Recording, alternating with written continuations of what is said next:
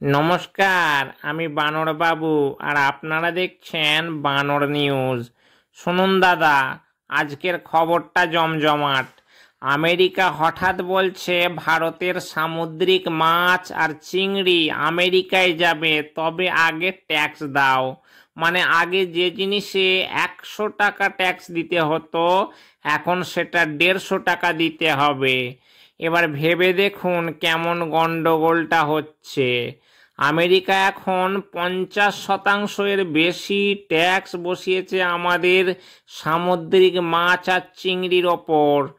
ভারতের পুরো সিফুড ব্যবসা এখন প্রায় 60,000 কোটি টাকার। এর মধ্যে শুধু উড়িষ্যা থেকেই প্রায় 4,700 কোটি টাকার মাছ আমেরিকায় যায়। নতুন ট্যাক্সের ফলে আমাদের দেশের রপ্তানি কমবে, মাছ চাষিদের ক্ষতি হবে, আমেরিকায় মাছের দাম আকাশ ছোঁয়া হবে। আরে দাদা, আমেরিকা বলছে চিংড়ি চাই, কিন্তু আগে পকেট খালি করো। আর আমাদের চাষি কাঁদছে, এত দামে কে কিনবে চিংড়ি।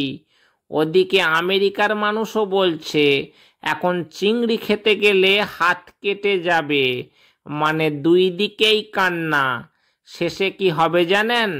আমেরিকানরা চিংড়ি খাওয়ার বদলে আবার বার্গার ফ্রেঞ্চ ফ্রাই খেয়ে খুশি থাকবে।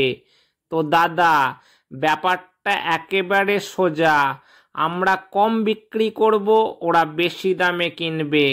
কে হারলো আর কে জিতলো এখন সেটা বোঝা যাচ্ছে না, কিন্তু চিংড়ি নিয়ে এই ট্যারিফ যুদ্ধ একেবারে হিট হয়ে গেছে।